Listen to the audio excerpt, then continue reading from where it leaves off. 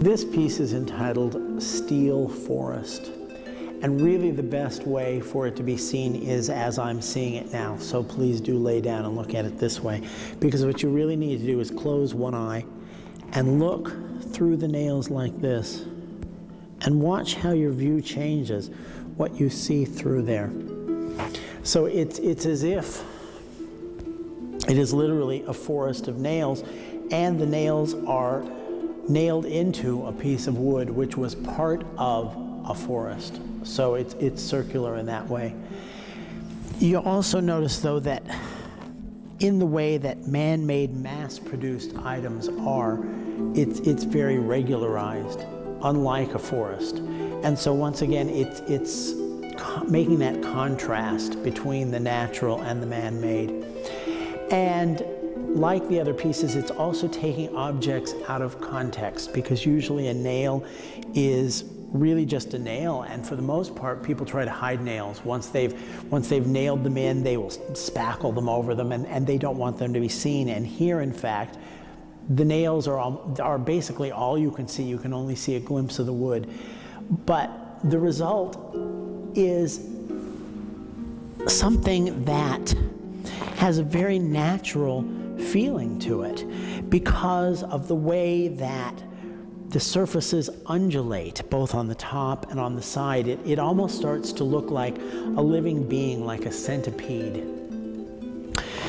And conversely, if the nails were coming up, it would remind you of a bed of nails or something like that. But in fact, this is one piece, one of the few pieces here which doesn't involve danger. You can touch it all you want, and once again, I do encourage you to touch it, to feel the temperature of the nails, the coldness against your skin, the way few things in nature have this feeling, this cold hardness. Even rocks don't feel just like this, but you don't usually feel nails in this way. And then once again, feel them this way. If you want, you can rub your fingernail against them and they'll make noise. Listen.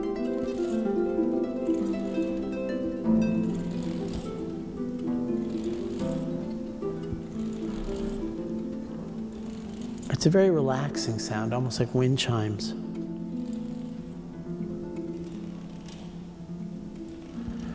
And so here's another way where, by taking things out of context, you give them a whole new life. And I think really that's what art is about, is giving new life to existing things. I mean, someone once said there's nothing new under the sun, and there may not be, but the way, the context that you put that in can be new.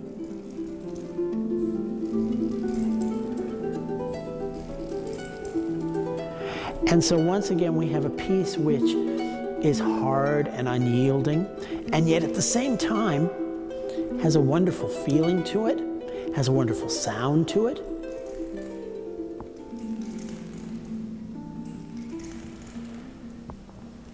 And so it's taken industrial materials that aren't meant to be seen or touched or heard, and forced you to look at them and interact with them in another way. And once again, like with the other pieces, I recommend that you smell it too.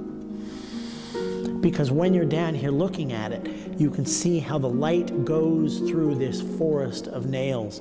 You can see the patterns that are made, both with the flat surfaces and the elongated surfaces. But please do get down on your hands and knees and experience it, because it's not, I mean, while you can, of course, experience art any way you want, if you want to just look at it this way, you can, it's really a much more sensual and emotional experience if you're right down with it. Now, once again, like some of the other pieces, there are some possible places to jab yourself. And like I say, as with the other pieces, you're welcome to do that to add your DNA to the artistic DNA of the piece. How does this piece relate to the other wood and spruce piece? It's really a very close relative to that, in that it does have this central core of wood that's really the same size, in fact. The wood is different. This wood is pine, that wood is redwood. And it uses nails instead of screws. The difference is the other piece, they're perfectly ordered in a very carefully calculated way. In this piece, they're more organically organized like a forest would be. So that when you look at them, you'll see they're not perfectly. Some rows will have more, but in doing that, it can remind you of fish scales. It can remind you of coins thrown on the ground. It can remind you of so many things. At one point, it gets wider, it gets narrower. And if you are looking at it from this angle, move back and forth so that you can see how the light is reflecting off those in different ways.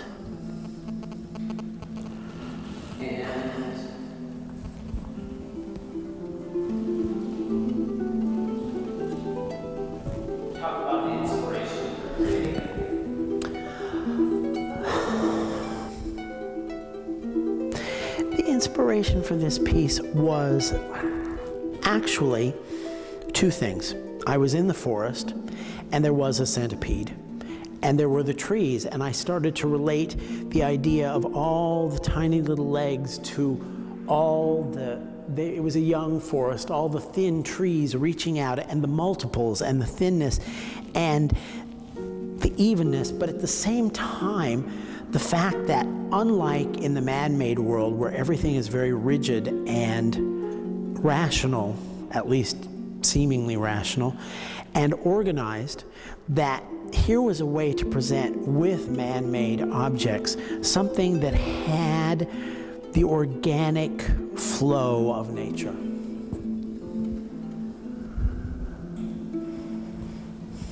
And lastly, how would you say that this piece fits into your overall body? You know, I think actually that this is one of the directions that I'm heading, because being inspired by the very found objects and then moving in the direction where you take the inspiration from the found objects and turn them into more conceptual pieces. I mean, and so the fact that this one, and I'll use this little piece of metal so you can hear it better.